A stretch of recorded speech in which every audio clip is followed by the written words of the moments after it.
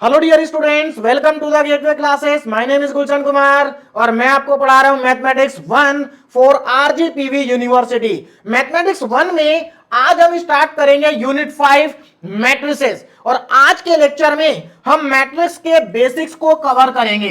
Lecture को start करने से पहले मैं आपको बता देता हूं कि अगर आप मैथमेटिक्स 1 को गेटवे क्लासेस से पढ़ते हैं तो गेटवे क्लासेस के यूट्यूब चैनल पर आपको मैथमेटिक्स 1 का full syllabus free of cost मिलेगा और पूरे सिलेबस के आपको टॉपिक वाइज वीडियो लेक्चर्स मिलेंगे।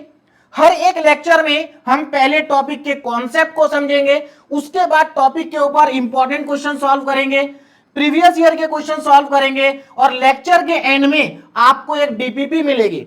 डीपीपी के अंदर 2 से 3 इंपॉर्टेंट क्वेश्चन होंगे जिनको आपको अपने आप प्रैक्टिस करना है और डीपीपी का सॉल्यूशन भी आपको मिलेगा। हर एक वीडियो लेक्चर के आपको पीडीएफ नोट्स मिलेंगे और यूनिट कंप्लीट होने के बाद हम पूरी यूनिट को एक सिंगल वीडियो में रिवाइज करेंगे। तो आपको सभी यूनिट के वन शॉट रिवीजन वीडियो मिलेंगे जो एग्जाम टाइम में आपके लिए बहुत ज्यादा हेल्पफुल होंगे और ये पूरा का पूरा कंटेंट आपको फ्री ऑफ कॉस्ट मिलेगा। देखिए, पूरे सिलेबस के जो वीडियो लेक्चर्स होंगे वो तो आपको YouTube चैनल पर मिलेंगे, लेकिन जो कंटेंट होगा, जो नोट्स होंगे, वो आपको गेटवे क्लासेस एप्लीकेशन पर मिलेंगे, लेकिन फ्री ऑफ कॉस्ट मिलेंगे। गेटवे क्लासेस एप्लीकेशन सभी प्लेटफॉर्म पर अवेलेबल है, जैसे कि play store, app store, desktop app. अगर आपने अभी तक डाउनलोड नहीं किया है तो डाउनलोड कर लीजिए और जब आप एप्लीकेशन के अंदर जाएंगे तो वहां पर आपको फ्री मटेरियल में पूरा कंटेंट फ्री ऑफ कॉस्ट मिलेगा। अब हम सिलेबस पर आ जाते हैं। देखिए, unit number 5 matrices according to RGPV university. यहां पर जो मैं सिलेबस कवर करूंगा वो पूरा का पूरा सिलेबस आरजीपीवी यूनिवर्सिटी के अकॉर्डिंग होगा। तो आरजीपीवी यूनिवर्सिटी में यूनिट नंबर 5 है मैट्रिसेस और ये यूनिट नंबर 5 का कंप्लीट सिलेबस है। तो एक बार हम सिलेबस को देख लेते हैं, उसके बाद हम मैट्रिक्स के बेसिक्स को स्टार्ट करेंगे। देखिए, मैट्रिक्स के बेसिक्स को हम आज क्यों कवर करेंगे, क्योंकि आप अच्छे से जानते हैं कि मैट्रिसेस को आप क्लास 11th या 12th में पढ़ चुके हैं, लेकिन क्लास 11th और 12th के अंदर आपने जो टॉपिक पढ़े हैं और यहां पर जो आप टॉपिक पढ़ेंगे वो टॉपिक सेम नहीं है। 1-2 टॉपिक कॉमन होंगे, बाकी सभी टॉपिक क्या हैं, डिफरेंट है। तो यहां पर आप कह सकते हैं कि आगे के टॉपिक हैं जो आपने क्लास 11th और 12th में पढ़े हैं, उनसे आगे के टॉपिक हैं और इनको समझने के लिए आपको मैट्रिक्स का बेसिक्स आना चाहिए। तो आज के लेक्चर में मैं आपको मैट्रिक्स का पूरा बेसिक्स कवर कराऊंगा और अगर आपने मैट्रिक्स के बेसिक्स को कवर कर लिया, रिवाइज कर लिया, तो उसके बाद आपको यूनिट नंबर 5 को समझने में कहीं पर कोई प्रॉब्लम नहीं आएगी। देखिए, आज के लेक्चर में जो भी कॉन्सेप्ट मैं आपको रिवाइज कराऊंगा वो सब आप क्लास 11th या 12th में पढ़ चुके हैं, लेकिन मैक्सिमम बच्चे क्या होंगे, भूल चुके होंगे। तो कोई प्रॉब्लम नहीं है, अगर आप सब कुछ भूल चुके हैं तो भी कोई प्रॉब्लम नहीं है, क्योंकि जितना बेसिक्स आपको चाहिए वो पूरा का पूरा बेसिक्स मैं आज के लेक्चर में आपको कवर करा दूंगा। तो एक बार पहले सिलेबस देख लेते हैं, ध्यान दीजिएगा।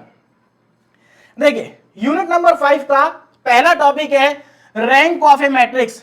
Rank of A matrix. देखो, इस यूनिट में टोटल कितने टॉपिक हैं, 1 2 3 4 एंड 5, टोटल 5 टॉपिक हैं। और इस यूनिट से यूनिवर्सिटी एग्जाम में जनरली 4 क्वेश्चन पूछे जाते हैं 7 मार्क्स के।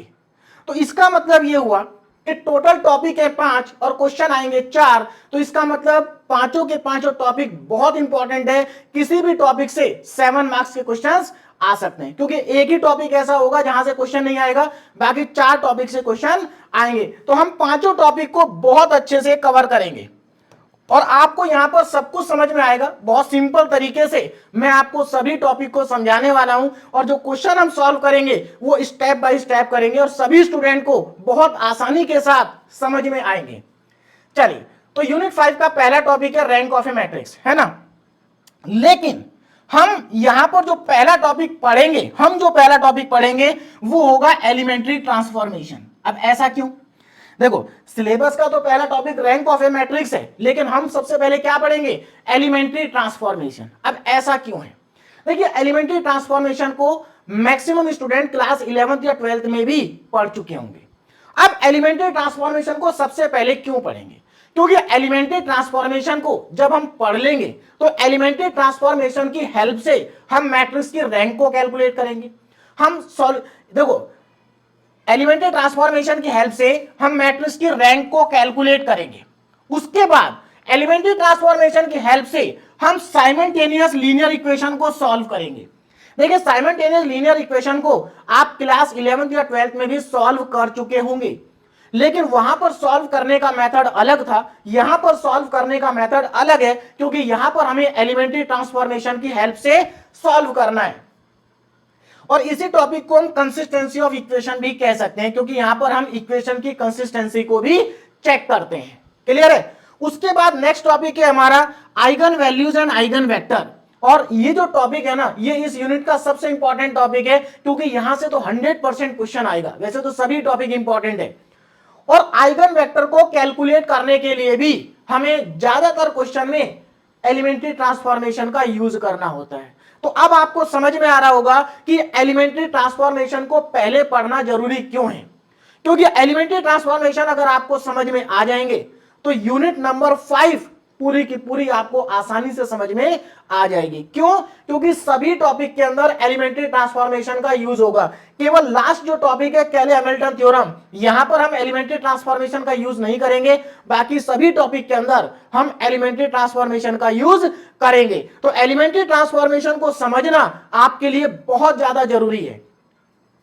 उसके बाद नेक्स्ट टॉपिक आता है डायगोनलाइजेशन ऑफ मैट्रिसेस, इसको भी हम डिटेल में पढ़ेंगे। और लास्ट टॉपिक होगा यूनिट का Cayley Hamilton theorem and its application to find the inverse. मतलब हम केले हैमिल्टन थ्योरम पढ़ेंगे, उसकी हेल्प से मैट्रिक्स के इनवर्स को भी कैलकुलेट करेंगे। मैट्रिक्स के इनवर्स को हम एलिमेंट्री ट्रांसफॉर्मेशन से भी कैलकुलेट कर सकते हैं।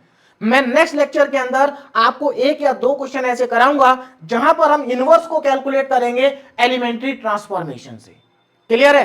तो ये हमारा पूरा का पूरा सिलेबस है। और एक चीज मैं यहां पर आपको बता दूं, मैथमेटिक्स 1 के अंदर यूनिट नंबर 5 सबसे इजी यूनिट है, क्योंकि इस यूनिट को सभी स्टूडेंट बहुत आसानी के साथ प्रिपेयर कर सकते हैं और अच्छे मार्क्स स्कोर कर सकते हैं। बहुत सिंपल यूनिट है, बस आपको क्वेश्चन प्रैक्टिस करने हैं और बहुत आसानी के साथ आप इसके क्वेश्चन को सॉल्व कर लेंगे। क्लियर है? चलिए अब हम स्टार्ट करते हैं आज का lecture, that is basics of matrix.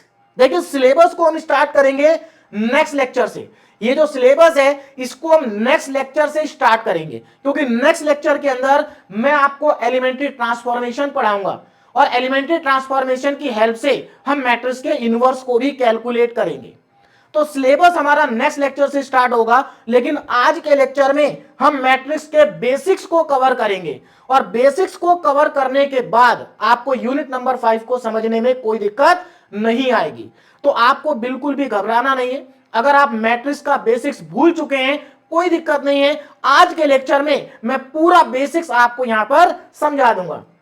तो ध्यान दीजिएगा। देखिए, तो हम एकदम जीरो लेवल से स्टार्ट करेंगे। मैं मान के चल रहा हूं कि आपको कुछ नहीं आता, जीरो लेवल से मैं स्टार्ट कर रहा हूं। मतलब आता तो आपको बहुत कुछ है, लेकिन अब आप उसको भूल चुके हैं या थोड़ा थोड़ा आपको याद है, कोई दिक्कत नहीं है, सब कुछ समझ में आएगा। देखिए, मैट्रिक्स क्या है, सबसे पहले बात करेंगे व्हाट इज मैट्रिक्स। तो मैट्रिक्स क्या है? Matrix is a rectangular arrangement of number और फंक्शन। मतलब मैट्रिक्स एक रेक्टेंगुलर अरेंजमेंट होता है, किसका?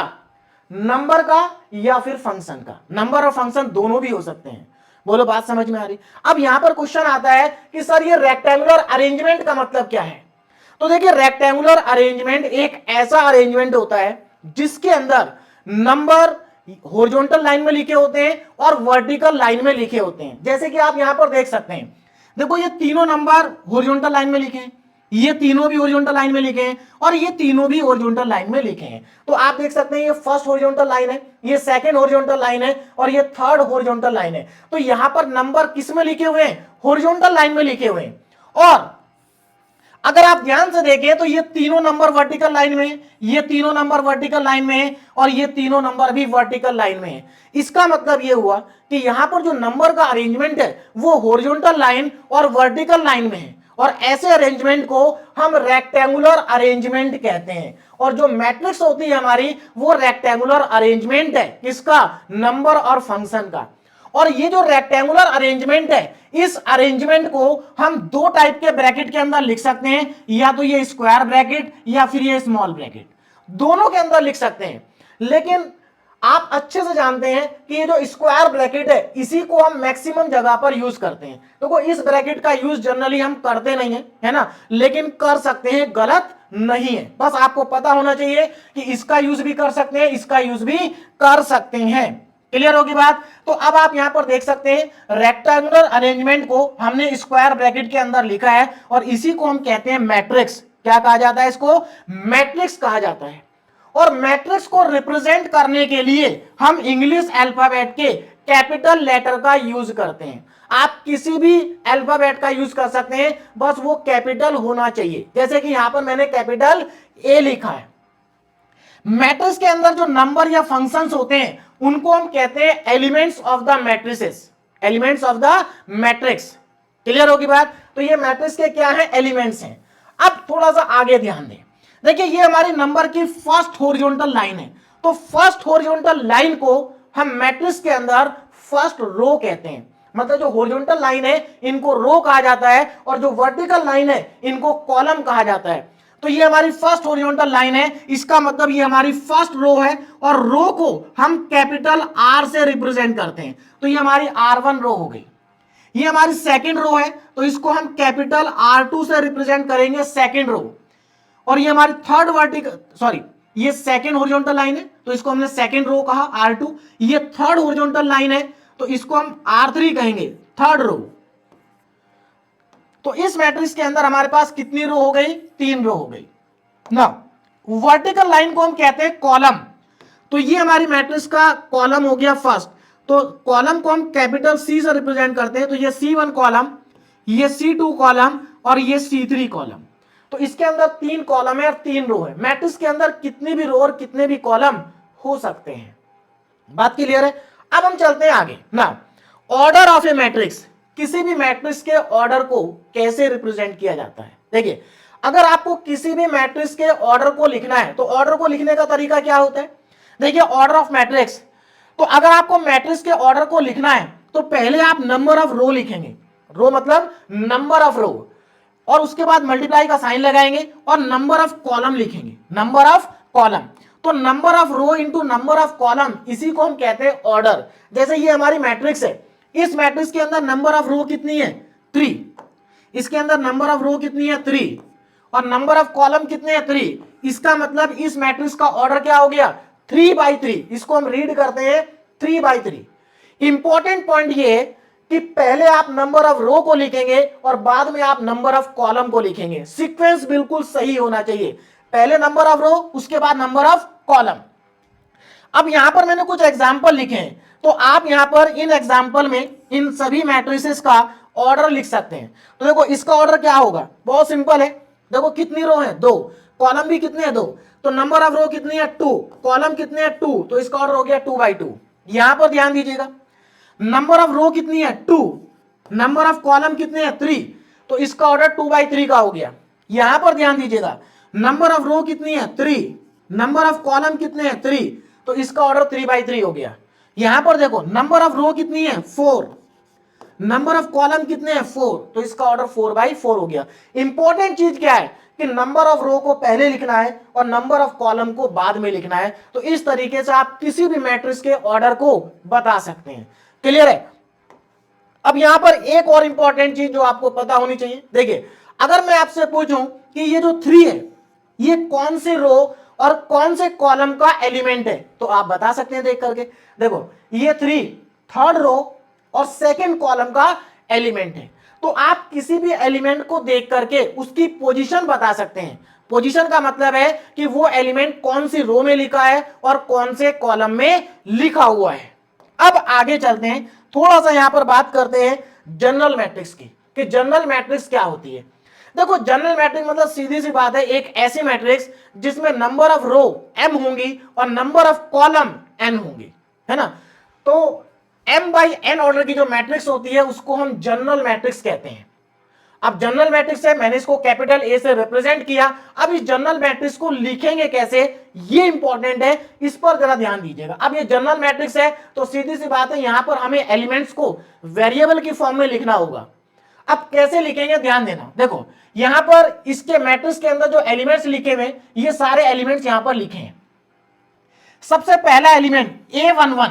अब इसको A11 क्यों लिखा है, देखो यहां पर ये जो 2 नंबर है ना, इन पर आपको ध्यान देना है, इन पर आपको ध्यान देना है। जो सफिक्स में 2 नंबर लिखे हुए A11, देखो पहले वाला जो 1 है ये तो आपको बताएगा कि ये एलिमेंट कौन सी रो में लिखा है, और जो दूसरा वाला 1 है ये आपको कॉलम बताएगा। मतलब यहां पर सफिक्स में जितने भी नंबर लिखे हैं उसमें जो पहला नंबर होगा वो बताएगा आपको कि एलिमेंट कौन सी रो का है, और सेकंड नंबर आपको बताएगा कि एलिमेंट कौन से कॉलम का है।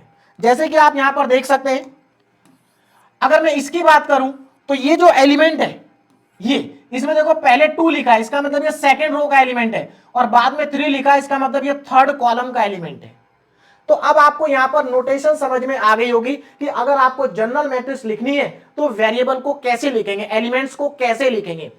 तो देखो फर्स्ट रो के ये एलिमेंट है, तो फर्स्ट रो के एलिमेंट है A11, A12, क्योंकि फर्स्ट रो, देखो सीधी सी बात है, ये फर्स्ट रो फर्स्ट कॉलम का एलिमेंट है, ये फर्स्ट रो सेकंड कॉलम का है, ये फर्स्ट रो थर्ड कॉलम का है, और उसके बाद ये फर्स्ट रो और nth कॉलम का एलिमेंट है।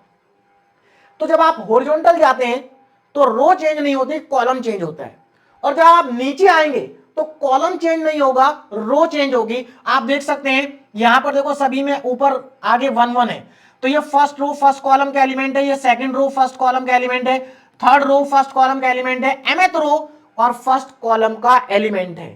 तो अब आपको नोटेशन समझ में आ गई होगी जनरल मैट्रिक्स की। ये क्या है, हमारी जनरल मैट्रिक्स है। इस जनरल मैट्रिक्स को हम शॉर्ट फॉर्म में ऐसे भी लिख सकते हैं। देखो इसका मतलब समझिए, Aij ये हमारे पास जनरल एलिमेंट हो गया, और बाहर ऑर्डर आ गया मैट्रिक्स का m इंटू n। देखो m क्या है, m है टोटल नंबर ऑफ रो, इस मैट्रिक्स के अंदर टोटल नंबर ऑफ रो कितनी है m, और टोटल नंबर ऑफ कॉलम कितने n।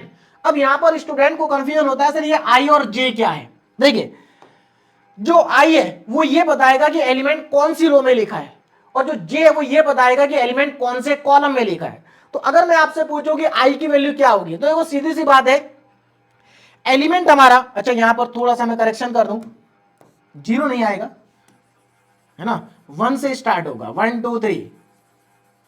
हाँ देखो अब ध्यान देना, जैसे यहां पर अब अगर आप ध्यान देंगे तो i की वैल्यू क्या होगी 1 2 3। क्यों, क्योंकि हमारा जो एलिमेंट है या तो फर्स्ट रो में होगा, सेकंड रो में होगा, थर्ड रो में होगा, या mth रो में होगा। j की वैल्यू क्या है 1 2 3। क्यों, क्योंकि हमारा जो कॉलम होगा, हमारा जो एलिमेंट होगा या तो वो फर्स्ट कॉलम में होगा, सेकंड में होगा, थर्ड में होगा, या फिर nth कॉलम में होगा। बोलो बात समझ में आ रही है। तो i की वैल्यू 1 से लेके m तक वेरी करती है, j की वैल्यू 1 से लेके n तक वेरी करती है। बोलो बात समझ में आ रही। अब यहां पर देखो एक और इंपॉर्टेंट पॉइंट, 4 डायगोनल एलिमेंट्स। अब ये डायगोनल एलिमेंट्स कौन से होते हैं, देखिए ये हमारे डायगोनल एलिमेंट्स हैं। ये कौन से, A11 A22 A33, ये डायगोनल एलिमेंट्स हैं। कैसे पता चलेगा कि ये डायगोनल एलिमेंट्स है, देखिए जो डायगोनल एलिमेंट्स होते हैं वहां पर i और j की वैल्यू क्या होती है, बराबर होती है। i और j क्या होता है, इक्वल होता है। तो डायगोनल एलिमेंट्स के लिए i और j क्या होगा, इक्वल होगा। जैसे मैं अगर यहां से आपसे पूछूं कि डायगोनल एलिमेंट्स कौन से हैं, तो ये तीनों डायगोनल एलिमेंट्स हैं।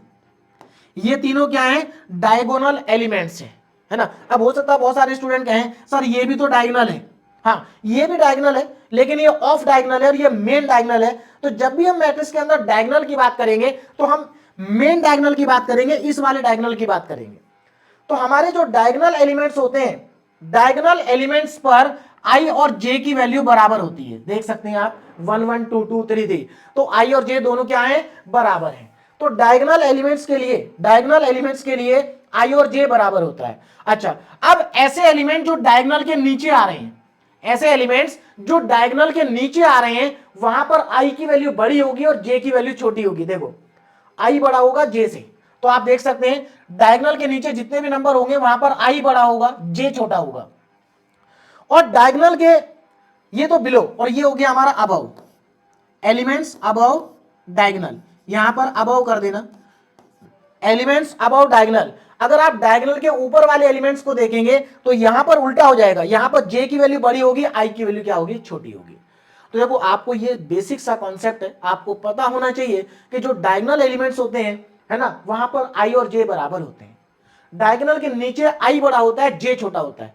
डायगोनल के ऊपर जे बड़ा होता है, आई छोटा होता है। बस इतनी सी बात आपको यहां पर ध्यान रखनी है। अब आगे बढ़ते हैं ना, अब हम बात करेंगे टाइप्स ऑफ मैट्रिसेस की। टाइप्स ऑफ मैट्रिसेस, तो यहां पर मैं आपको 15 टाइप के मैट्रिसेस बताने जा रहा हूं, जो कि एकदम बेसिक मैट्रिक्स हैं और आपको पता होनी चाहिए कि कौन कौन सी मैट्रिक्स होती हैं। क्लियर है? तो चलिए वन बाय वन सबको डिस्कस कर लेते हैं, बहुत आसान टॉपिक है ये ना। सबसे पहले यहां पर आती है स्क्वायर मैट्रिक्स। कौन सी मैट्रिक्स आती है? Square matrix. और स्क्वायर मैट्रिक्स आपको पता होना चाहिए, इंपॉर्टेंट है। किसी भी मैट्रिक्स को हम स्क्वायर मैट्रिक्स कब कहते हैं? देखो बहुत सिंपल है, अगर नंबर ऑफ रो और नंबर ऑफ कॉलम बराबर हैं तो मैट्रिक्स को स्क्वायर मैट्रिक्स कहा जाएगा। तो स्क्वायर मैट्रिक्स एक ऐसी मैट्रिक्स होती है जिसमें नंबर ऑफ रो और नंबर ऑफ कॉलम बराबर होते हैं। आप यहां पर एग्जांपल में देख सकते हैं, ये तीनों की तीनों स्क्वायर मैट्रिक्स है, क्योंकि इन तीनों ही मैट्रिक्स में नंबर ऑफ रो और नंबर ऑफ कॉलम क्या है? बराबर है। इसमें 2 रो 2 कॉलम, 3 रो 3 कॉलम, 4 रो 4 कॉलम, तो तीनों की तीनों क्या है? स्क्वायर मैट्रिक्स है। चलिए अब आपको स्क्वायर मैट्रिक्स समझ में आ गई। एक और चीज आपको यहां पर समझनी है, that is trace of the matrix. Matrix का ट्रेस क्या होता है ना, क्योंकि ट्रेस का यूज हम आगे चल करके इस यूनिट में करेंगे। तो आपको पता होना चाहिए कि मैट्रिक्स के ट्रेस को कैसे कैलकुलेट करते हैं। बहुत सिंपल है। ट्रेस ऑफ द मैट्रिक्स क्या होता है? सम ऑफ डायगोनल एलिमेंट्स, मतलब आपको केवल और केवल डायगोनल एलिमेंट्स का सम करना है। जैसे यहां पर इन दोनों का सम कर देंगे, ट्रेस मिल जाएगा। इन तीनों का सम कर देंगे, ट्रेस मिल जाएगा। इन चारों का सम कर देंगे तो आपको क्या मिल जाएगा? ट्रेस मिल जाएगा। तो एक मैट्रिक्स का ट्रेस मैं आपको कैलकुलेट करके दिखाता हूं। मान लीजिए हम बी का कैलकुलेट कर रहे हैं, बी का, तो ट्रेस ऑफ मैट्रिक्स बी, तो देखिए कितना होगा? ट्रेस ऑफ मैट्रिक्स बी, देखो सीधी सी बात है, तीनों को ऐड कर दो। 2 प्लस 3 प्लस 4, तो तीनों को जब आप ऐड करेंगे तो ये आ जाएगा 9। तो इस मैट्रिक्स का जो ट्रेस है वो 9 है। कितना है? 9। तो इसी तरीके से आप उसका ट्रेस भी निकाल सकते हैं, इसका ट्रेस भी निकाल सकते हैं। तो इंपॉर्टेंट है आपको मैट्रिक्स का ट्रेस कैलकुलेट करना आना चाहिए। क्लियर है? आगे बढ़ते हैं। तो आपको अब समझ में आ गया होगा स्क्वायर मैट्रिक्स क्या है। ऐसी मैट्रिक्स जिसमें नंबर ऑफ रो और नंबर ऑफ कॉलम क्या होते हैं? बराबर होते हैं। क्लियर है ना? अब बात करेंगे डायगोनल मैट्रिक्स की। किसकी बात करेंगे? Diagonal matrix. Diagonal matrix square matrix होती है। देखो सबसे पहले तो आपको यह पता होना चाहिए कि जो डायगोनल मैट्रिक्स होगी वो एक स्क्वायर मैट्रिक्स होगी। क्या होगी? स्क्वायर मैट्रिक्स होगी। लेकिन ये ऐसी स्क्वायर मैट्रिक्स है जिसके अंदर नॉन डायगोनल एलिमेंट्स क्या होते हैं? जीरो होते हैं, है ना। तो डायगोनल मैट्रिक्स एक ऐसी स्क्वायर मैट्रिक्स है जिसके अंदर नॉन डायगोनल एलिमेंट्स, देखो ये तीनों तो डायगोनल हो गए, डायगोनल को छोड़ करके बाकी जितने भी नंबर होंगे वो सारे के सारे नंबर जीरो होने चाहिए। Non diagonal elements are zero. अगर नॉन डायगोनल एलिमेंट जीरो हैं तो उसको हम डायगोनल मैट्रिक्स कहेंगे। लेकिन एक पॉइंट यहां पर याद रखना है, देखिए नॉन डायगोनल एलिमेंट्स सारे जीरो होंगे और डायगोनल एलिमेंट्स, जो डायगोनल एलिमेंट्स है, डायगोनल एलिमेंट्स में कम से कम एक एलिमेंट नॉन जीरो होना चाहिए। ऐसा नहीं है, देखो ऐसा मानिए आप कि अगर डायगोनल भी सारे जीरो हो गए तो क्या होगा? तो अगर डायगोनल भी सारे जीरो हो गए तो उसको फिर हम क्या कहेंगे? जीरो मैट्रिक्स कहेंगे, आगे चल के पढ़ेंगे। तो डायगोनल मैट्रिक्स में जो डायगोनल एलिमेंट्स होते हैं वो कम से कम एक एलिमेंट नॉन जीरो होना चाहिए। सारे नॉन जीरो होंगे कोई दिक्कत नहीं है, हाँ जो नॉन डायगोनल एलिमेंट्स हैं वो सारे के सारे क्या होने चाहिए? जीरो होने चाहिए। बोलो बात समझ में आ रही है? क्लियर है? तो ये हमारे डायगोनल एलिमेंट्स हैं, इनको छोड़ करके बाकी सब जीरो होने चाहिए। ठीक है, अब देखो ये जो डायगोनल मैट्रिक्स है हमारी, इसको हम शॉर्ट फॉर्म में भी लिख सकते हैं इस तरीके से। मतलब इसी मैट्रिक्स को मैं शॉर्ट फॉर्म में ऐसे लिख सकता हूं, क्योंकि ये डायगोनल मैट्रिक्स है तो डायगोनल पे जो एलिमेंट आ रहे हैं उनको यहां लिख देंगे और जो नॉन डायगोनल एलिमेंट्स हैं उनको हम लिखेंगे ही नहीं, क्योंकि वो सारे जीरो हैं। बोलो बात समझ में आ रही है? तो इसको हम ऐसे भी लिख सकते हैं शॉर्ट फॉर्म में ना। अब ये डायगोनल, देखो हम यहां पर जो टाइप्स ऑफ मैट्रिसेस पढ़ रहे हैं, क्यों पढ़ रहे हैं? क्योंकि ये जितने भी टाइप के हम मैट्रिक्स पढ़ रहे हैं ये आगे जाकर के जब हम टॉपिक पढ़ेंगे, अपना सिलेबस पढ़ेंगे, तो वहां पर कहीं ना कहीं ये मैट्रिसेस आएंगे। बात समझ में आ रही? जैसे डायगोनल मैट्रिक्स है, अब मान लीजिए हम इनवर्स कैलकुलेट करना सीख रहे हैं, क्या कैलकुलेट करना सीख रहे हैं, इनवर्स कैलकुलेट करना सीख रहे हैं, और वहां पर कहीं पे डायगोनल मैट्रिक्स का इनवर्स कैलकुलेट करने के लिए आ जाता है, तो देखिए उस केस में क्या होगा, अगर हमारी गिवन मैट्रिक्स डायगोनल मैट्रिक्स है और हमें उसका इनवर्स कैलकुलेट करना है, तो हम उसके इनवर्स को बिना कैलकुलेट करे ही डायरेक्ट बता सकते हैं। कैसे? क्योंकि जो डायगोनल मैट्रिक्स होती है उसका जो इनवर्स होता है, उसका जो इनवर्स होगा, देखो एक्स वाई जेड का जब आप इनवर्स कैलकुलेट करेंगे तो केवल एक्स वाई जेड का रेसिप्रोकल हो जाएगा। जैसे अगर इस मैट्रिक्स का मैं इनवर्स कैलकुलेट करूं तो कितना आंसर आएगा, बहुत सिंपल है, देखो इसका रेसिप्रोकल कर दो तो 2 का रेसिप्रोकल क्या हो जाएगा, 1/2, है ना, 0 का तो 0 ही रहेगा, ये डायगोनल एलिमेंट्स का क्या हो जाएगा, रेसिप्रोकल हो जाएगा, ये 0 रहेगा, 1 का रेसिप्रोकल 1 ही रहेगा, ये आपका 0 0 0 और 1/3। तो कितना आसान है इनवर्स को कैलकुलेट करना डायगोनल मैट्रिक्स के लिए, बोलो बात समझ में आ रही है ना। अब आगे जाकर के हम एक टॉपिक पढ़ेंगे, eigen values and eigen vector of the matrix. तो अगर हमारे पास गिवन मैट्रिक्स डायगोनल मैट्रिक्स है तो देखो इसकी आइगन वैल्यूज को कैलकुलेट करने के लिए हमें कुछ करना ही नहीं है, जो डायगोनल एलिमेंट्स होंगे वही इसकी आइगन वैल्यूज होंगी, क्या होंगी, आइगन वैल्यूज। अगर मैं आपसे पूछूं कि इस मैट्रिक्स की आइगन वैल्यूज बताओ क्या होंगी, तो 2 1 और 3 बिना कैलकुलेट करे हम आंसर बता सकते हैं। तो इसलिए जो टाइप्स ऑफ मैट्रिसेस होती है ना, ये हमें पता होनी चाहिए कि कौन कौन से टाइप के मैट्रिक्स हैं। अगर आप मान लीजिए किसी कंपटीशन एग्जाम की तैयारी कर रहे हैं, गेट की तैयारी कर रहे हैं, तो गेट के एग्जाम में बेसिक क्वेश्चन आते हैं प्रॉपर्टीज के ऊपर बेस्ड। ये मैं आपको जितने भी टाइप के मैट्रिसेस यहां पर बता रहा हूं, इन सबकी प्रॉपर्टीज होती हैं और उन्हीं के ऊपर बेस्ड गेट एग्जाम में क्वेश्चन पूछे जाते हैं। यूनिवर्सिटी एग्जाम में नहीं पूछे जाएंगे, लेकिन गेट एग्जाम में पूछे जाएंगे। तो अगर आप गेट एग्जाम की तैयारी कर रहे हैं तो मैं आपको जितनी भी मैट्रिसेस यहां पर बता रहा हूं, सबकी प्रॉपर्टीज भी आपको क्या करनी होंगी, तैयार करनी होंगी। क्लियर है? आगे बढ़ते हैं। नाउ नेक्स्ट मैट्रिक्स है हमारे पास स्केलर मैट्रिक्स। अब ये स्केलर मैट्रिक्स क्या है, देखो जो स्केलर मैट्रिक्स होती है, सबसे पहली बात तो वो डायगोनल मैट्रिक्स होनी चाहिए। क्या होनी चाहिए, डायगोनल मैट्रिक्स। तो जो स्केलर मैट्रिक्स है वो एक ऐसी डायगोनल मैट्रिक्स है जिसमें all diagonal elements are equal, जिसमें डायगोनल वाले सारे एलिमेंट्स बराबर होते हैं, इक्वल होते हैं। आप यहां पर देख सकते हैं तीनों डायगोनल एलिमेंट्स क्या है, इक्वल है, तो इसको हम स्केलर कहेंगे। क्या कहेंगे, स्केलर कहेंगे। क्या मैं इसको स्केलर कह सकता हूं, नहीं कह सकता, क्योंकि इसके डायगोनल एलिमेंट्स अलग अलग हैं। इसको स्केलर कह सकते हैं क्योंकि डायगोनल एलिमेंट्स क्या है, सेम है। तो देखो जो स्केलर मैट्रिक्स होती है ना, वो डायगोनल तो होती है, डायगोनल होती है, लेकिन डायगोनल एलिमेंट्स इक्वल होते हैं। बोलो बात समझ में आ गई। हम ये कह सकते हैं कि जो स्केलर मैट्रिक्स है वो डायगोनल मैट्रिक्स होगी, लेकिन डायगोनल मैट्रिक्स स्केलर हो भी सकती है और नहीं भी हो सकती है।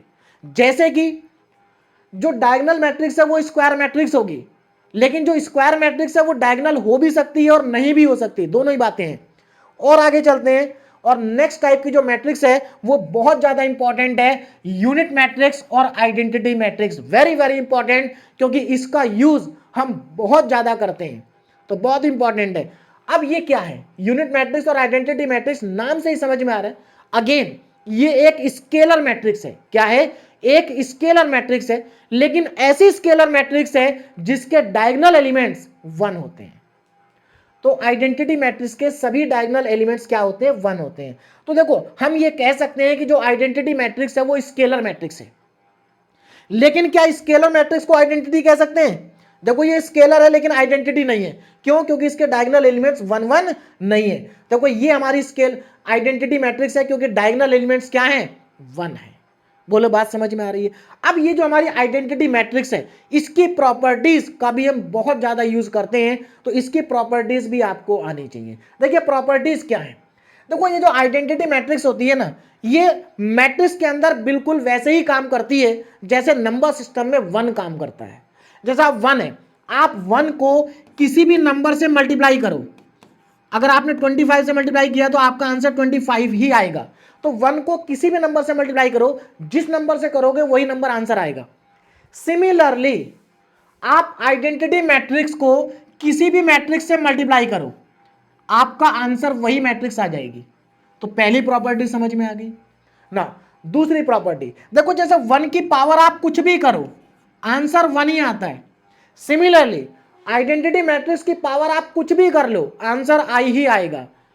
क्लियर है? और आगे बढ़ते हैं।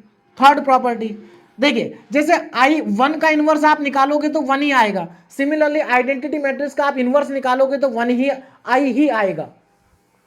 और अगर आप आइडेंटिटी मैट्रिक्स का डिटर्मिनेंट कैलकुलेट करते हैं तो वो भी वन आएगा। तो ये कुछ इंपॉर्टेंट प्रॉपर्टीज हैं जो आपको पता होनी चाहिए, क्योंकि इनका यूज हम बहुत ज्यादा करते हैं। आगे चलते हैं नेक्स्ट मैट्रिक्स पर। नल मैट्रिक्स, या फिर इसको हम कहते हैं वाइड मैट्रिक्स, या इसको हम कहते हैं जीरो मैट्रिक्स। ऐसी मैट्रिक्स जिसके सारे एलिमेंट्स जीरो होते हैं उसको हम क्या कहते हैं, नल मैट्रिक्स या वाइड मैट्रिक्स कहते हैं। जैसा आप यहां पर देख सकते हैं इसके सारे एलिमेंट जीरो हैं, इसके सारे एलिमेंट जीरो। हाँ, जो नल मैट्रिक्स होती है वो स्क्वायर भी हो सकती है और हो सकता है कि वो स्क्वायर ना हो। देखिए जो मैट्रिक्स स्क्वायर नहीं होती उसको हम रेक्टेंगुलर मैट्रिक्स कहते हैं। तो जो नल मैट्रिक्स है वो स्क्वायर भी हो सकती है और रेक्टेंगुलर भी हो सकती है। एक और इंपॉर्टेंट पॉइंट यहां पर मैं ऐड कर देता हूं। देखो मैंने आपको स्टार्टिंग में बताया था कि मैट्रिक्स को रिप्रेजेंट करने के लिए हम इंग्लिश अल्फाबेट के कैपिटल लेटर का यूज करते हैं, है ना। लेकिन आपको यूनिट मैट्रिक्स और नल मैट्रिक्स के केस में याद रखना है कि इंग्लिश अल्फाबेट के कैपिटल लेटर का यूज तो करेंगे, लेकिन आइडेंटिटी मैट्रिक्स के लिए हम कैपिटल आई का ही यूज करते हैं।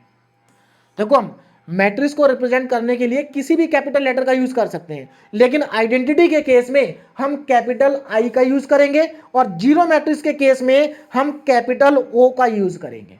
बस ये आपको ध्यान रखना है, क्योंकि ये स्पेशल टाइप के मैट्रिक्स है तो इनके लिए हम स्पेशल अल्फाबेट ही यूज करते हैं। बात समझ में आ गई, आगे बढ़ते हैं। अब देखिए हमने अभी तक कितनी मैट्रिक्स को कवर किया, 5 को। अब नेक्स्ट मैट्रिक्स पर जाने से पहले हम एक इंपॉर्टेंट कॉन्सेप्ट को समझ लेते हैं, और वो इंपॉर्टेंट कॉन्सेप्ट है transpose of A matrix. Transpose of A matrix, आपको किसी भी मैट्रिक्स का ट्रांसपोज कैलकुलेट करना आना चाहिए। अब ये ट्रांसपोज को रिप्रेजेंट कैसे करते हैं, देखिए अगर मान लीजिए आपके पास कोई मैट्रिक्स है ए और आप इस मैट्रिक्स ए का ट्रांसपोज कैलकुलेट करना चाहते हैं तो उसको दो तरीके से आप डिनोट कर सकते हैं, या तो ए डैश या फिर ए के ऊपर टी। इसका मतलब है ए मैट्रिक्स का ट्रांसपोज, इसका मतलब ही ए मैट्रिक्स का क्या है, ट्रांसपोज है। अब ये ट्रांसपोज कैलकुलेट कैसे होता है ये हम सीख लेते हैं एग्जांपल की हेल्प से। तो write down below the transpose of the following matrix. यहां पर दो मैट्रिक्स को मैंने लिखा है, आपको इन दोनों मैट्रिक्स का ट्रांसपोज लिखना है। तो देखो ट्रांसपोज लिखने का तरीका क्या होता है, बहुत सिंपल है। आपको अगर किसी भी मैट्रिक्स का ट्रांसपोज लिखना है तो आप क्या करेंगे, R1 रो को C1 कॉलम में लिखेंगे, है ना। R2 रो को C2 कॉलम में लिखेंगे, R3 रो को C3 कॉलम में लिखेंगे, और अगर R4 रो है तो C4 कॉलम में लिखेंगे। बस इतना काम आपको करना है। देखो मैं आपको लिख करके दिखाता हूं। जैसे मुझे इस ए का ट्रांसपोज करना है, ए का क्या करना है मुझे, ट्रांसपोज। तो ए का ट्रांसपोज क्या होगा, ध्यान दीजिएगा। ए का ट्रांसपोज अगर मुझे लिखना है तो देखो कैसे लिखेंगे। मैंने आपको क्या कहा, R1 रो को C1 कॉलम में लिखेंगे, तो हमारी ये R1 रो है, इसको C1 कॉलम में लिख दो, 1 2 3। R2 रो को C2 कॉलम में लिखो, R2 ये इसको C2 में लिखो, 5 7 9। हो गया ट्रांसपोज। बस इतना ही काम आपको करना है। अच्छा आप इसका उल्टा भी कर सकते हैं, आप ऐसा भी समझ सकते हैं कि C1 को R1 में लिखो, C2 को R2 में लिखो, C3 को R3 में लिखो, बात एक ही है ना। तो आप सीधा याद रखो कि R1 को C1 में लिखना है, R2 को C2 में लिखना है, R3 को C3 में लिखना है। ऐसा करने से आपको क्या मिल जाएगा, ट्रांसपोज मिल जाएगा। बोलो बात समझ में आ गई, आगे बढ़ते हैं। अब इसका ट्रांसपोज लिखते हैं, मैट्रिक्स बी का ट्रांसपोज। तो मैट्रिक्स बी का ट्रांसपोज क्या होगा, ध्यान दीजिएगा। और ट्रांसपोज को हम डैश से भी रिप्रेजेंट कर सकते हैं, टी से भी रिप्रेजेंट कर सकते हैं। तो यहां पर मैंने टी से रिप्रेजेंट किया, यहां पर डैश से।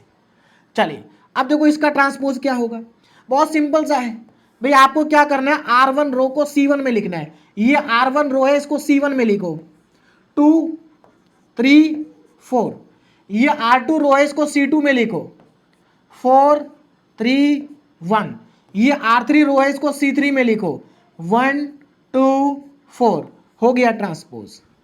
तो अब आपको समझ में आ गया होगा ट्रांसपोज किसी भी मैट्रिक्स का कैसे लिखते हैं। R1 को C1 में, R2 को C2 में, R3 को C3 में। हो गया ट्रांसपोज। तो ट्रांसपोज का कॉन्सेप्ट आपको समझ में आ गया होगा, बहुत सिंपल सा कॉन्सेप्ट है, आना चाहिए आपको, क्योंकि मैट्रिक्स का ट्रांसपोज हम बहुत जगह पर लिखते हैं ना। चलिए ट्रांसपोज अगर आपको समझ में आ गया तो अब हम बात करेंगे सिमेट्रिक मैट्रिक्स की, क्योंकि सिमेट्रिक मैट्रिक्स ट्रांसपोज के ऊपर डिपेंड है। देखिए सिमेट्रिक मैट्रिक्स क्या होती है? सिमेट्रिक मैट्रिक्स एक स्क्वायर मैट्रिक्स होती है। सबसे पहले तो ये आप यहां पर अच्छे से समझ लीजिए कि सिमेट्रिक मैट्रिक्स जो होगी वो एक स्क्वायर मैट्रिक्स होगी। तो सिमेट्रिक मैट्रिक्स एक ऐसी स्क्वायर मैट्रिक्स है जिसमें ए का ट्रांसपोज ए के बराबर आ जाता है। यानी कि अगर किसी मैट्रिक्स का ट्रांसपोज उसी मैट्रिक्स के इक्वल आ जाता है तो वो मैट्रिक्स कैसी होगी? सिमेट्रिक मैट्रिक्स होगी। बोलो बात समझ में आ रही है? अब ये जो सिमेट्रिक मैट्रिक्स होती है इसको आप डायरेक्ट देख करके पहचान सकते हैं। कैसे? अगर आपको ये कंडीशन पता है तो आप डायरेक्ट देख करके पहचान लेंगे कि मैट्रिक्स सिमेट्रिक है या नहीं है। देखो सिमेट्रिक मैट्रिक्स में क्या होता है? ए आई जे ए जी आई के बराबर होता है। इसका मतलब क्या है? इसका मतलब ये है कि जो A12 होगा, देखो ये 1-2 पोजीशन का एलिमेंट है, ये 2-1 पोजीशन के एलिमेंट के बराबर होगा। देखो भाई इसका मतलब क्या है कि 1-2 पोजीशन का एलिमेंट 2-1 पोजीशन के एलिमेंट के बराबर होगा और 1-3 पोजीशन का एलिमेंट 3-1 पोजीशन के एलिमेंट के बराबर होगा। 2-3 का देखो ये 2-3 पोजीशन है तो सीधी सी बात है 2-3 वाला 3-2 के बराबर होगा।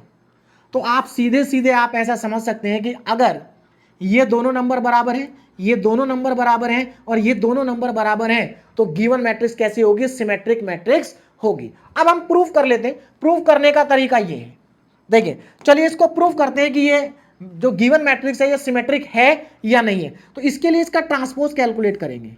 इसका क्या करेंगे? ट्रांसपोज कैलकुलेट करेंगे। तो देखिए इसका ट्रांसपोज कितना आएगा, ध्यान दीजिएगा। पहले फर्स्ट रो को फर्स्ट कॉलम में लिखेंगे तो 1, 2 और 3। सेकेंड रो को सेकेंड कॉलम में 2, 5 और 6। थर्ड रो को थर्ड कॉलम में 3, 6 और 4। अब आप चेक करके देखिए क्या ये दोनों की दोनों मैट्रिक्स सेम है? देखो बिल्कुल सेम है। 1 2 3 1 2 3, 2 5 6 2 5 6, 3 6 4 3 6 4। इसका मतलब ये हुआ कि ए का जो ट्रांसपोज है वो ए के बराबर आ गया। और अगर ए का ट्रांसपोज ए के बराबर आ गया तो इसका मतलब गिवन मैट्रिक्स कैसी है? सिमेट्रिक मैट्रिक्स है। कैसी है ये मैट्रिक्स? सिमेट्रिक मैट्रिक्स है। तो अब यहां पर आप लिख सकते हैं hence matrix A is a symmetric matrix. तो मुझे लगता है अब आपको कॉन्सेप्ट समझ में आ गया होगा। आगे बढ़ते हैं। Now skew symmetric matrix. Skew symmetric matrix तो अगेन स्क्यू सिमेट्रिक मैट्रिक्स एक स्क्वायर मैट्रिक्स होगी। कैसी मैट्रिक्स होगी? स्क्वायर मैट्रिक्स होगी। कंडीशन क्या है? अगर ए का ट्रांसपोज -a के बराबर आ रहा है तो ए मैट्रिक्स कैसी होगी? स्क्यू सिमेट्रिक मैट्रिक्स होगी। अब स्क्यू सिमेट्रिक मैट्रिक्स को भी आप डायरेक्ट देख करके पहचान सकते हैं कि स्क्यू सिमेट्रिक है या नहीं है। कैसे? इसके लिए दो कंडीशन है। पहली कंडीशन तो ये है कि जितने भी डायगोनल एलिमेंट्स होंगे वो सारे जीरो होंगे। स्क्यू सिमेट्रिक मैट्रिक्स में डायगोनल एलिमेंट्स होते हैं जीरो हमेशा। अगर स्क्यू सिमेट्रिक मैट्रिक्स है तो डायगोनल एलिमेंट्स क्या होंगे? हमेशा जीरो होंगे। बोलो बात समझ में आ रही है? उसके बाद आईजे पोजीशन का एलिमेंट और जेआई पोजीशन का एलिमेंट बराबर होंगे लेकिन उनका साइन अपोजिट होगा। आप यहां पर देख सकते हैं, देखो ये दोनों बराबर तो हैं लेकिन साइन अपोजिट है। ये दोनों बराबर तो हैं लेकिन साइन अपोजिट है। ये दोनों बराबर तो हैं लेकिन साइन अपोजिट है। तो आप डायरेक्ट देख करके पहचान सकते हैं कि स्क्यू सिमेट्रिक है या नहीं है। अब हम प्रूफ कर लेते हैं। प्रूफ के लिए हमें यह करना होगा, तो चलिए प्रूफ करते हैं। देखिए ये मेरे पास ए मैट्रिक्स है, मैं इसका ट्रांसपोज कैलकुलेट कर लेता हूं। तो इस मैट्रिक्स का ट्रांसपोज कितना आएगा? ध्यान दीजिएगा। देखो फर्स्ट कॉलम को फर्स्ट रो में लिखेंगे तो 0 2 -3। सेकेंड कॉलम को सेकेंड रो में, सॉरी सेकेंड रो को सेकेंड कॉलम में -2 0 और 1। थर्ड रो को थर्ड कॉलम में 3 -1 और 0। ये लीजिए हो गया ट्रांसपोज। क्या ये दोनों मैट्रिक्स इक्वल है? तो आप देख सकते हैं ये दोनों मैट्रिक्स आपस में इक्वल नहीं है। क्यों? क्योंकि देखो यहां पर 0 2 -3 था, यहां पर 0 -2 +3 है। इसका मतलब साइन चेंज हो रहा है। देखो यहां -2 ये +2 है, यहां +1 -1 है, ये +3 -3 है, ये -1 ये +1 है। इसका मतलब नंबर तो सेम है लेकिन साइन का डिफरेंस आ रहा है। तो एक काम करते हैं, इस मैट्रिक्स में से माइनस साइन को कॉमन ले लेते हैं। माइनस साइन को क्या कर लेते हैं? कॉमन ले लेते हैं। माइनस को कॉमन लेने पर शायद मैट्रिक्स, शायद नहीं 100% मैट्रिक्स क्या हो जाएंगे? इक्वल हो जाएंगे। तो इसमें से मैं कॉमन ले लेता हूं। तो ध्यान दीजिएगा, अगर मैं माइनस साइन को कॉमन लेता हूं, माइनस कॉमन लेने का मतलब है -1 को कॉमन लेना। अगर आप -1 को कॉमन ले लेते हैं तो देखो सबके साइन चेंज हो जाएंगे। एक चीज याद रखना, जब आप मैट्रिक्स में से कॉमन लेते हैं तो सभी एलिमेंट्स में से कॉमन आता है, किसी एक में से नहीं आता। सभी एलिमेंट्स के अंदर से क्या आता है, कॉमन आता है। तो अगर आप -1 को जीरो में से कॉमन लेंगे तो जीरो ही बचेगा, क्योंकि जीरो ना तो पॉजिटिव होता है ना निगेटिव होता है। तो आप जीरो का साइन मत चेंज कर देना, है ना। बाकी जो नॉन जीरो नंबर है उनके साइन चेंज हो जाएंगे। तो ये -2 है तो ये +2 हो जाएगा, ये +3 है तो ये -3 हो जाएगा, यहां पर ये +2 है तो ये -2 हो जाएगा, जीरो का जीरो रहेगा, यहां पर ये -1 है तो ये +1 हो जाएगा, और ये -3 है तो +3 हो जाएगा, और ये +1 है तो -1 हो जाएगा, और ये आपका जीरो रहेगा। अब आप देख सकते हैं कि ये मैट्रिक्स और ये मैट्रिक्स बिल्कुल सेम है। देखो बिल्कुल एग्जैक्टली सेम आ रही है। इसका मतलब आप यहां पर लिख सकता हूं कि जो ए का ट्रांसपोज है, जो ए का ट्रांसपोज है वो -a के बराबर है। और यही तो कंडीशन है स्क्यू सिमेट्रिक मैट्रिक्स की। बोले बात समझ में आ रही है? तो अब आपको क्लियर हो गया होगा कि सिमेट्रिक मैट्रिक्स क्या होती है, स्क्यू सिमेट्रिक मैट्रिक्स क्या होती है ना। सिमेट्रिक और स्क्यू सिमेट्रिक मैट्रिक्स, और ये आप सब क्लास 11 12 में पढ़ चुके हैं, क्लास 11 और 12 में पढ़ चुके हैं। आगे बढ़ते हैं, और आगे हमारे पास देखो हमारी 7 मैट्रिक्स तो हो गई, है ना। लेकिन 8th मैट्रिक्स पर जाने से पहले, अगली मैट्रिक्स पर जाने से पहले हम यहां पर डिटर्मिनेंट के कॉन्सेप्ट को समझ लेते हैं, क्योंकि डिटरमिनेंट का कॉन्सेप्ट के ऊपर बेस्ड ही हमारी अगली मैट्रिक्स है ना।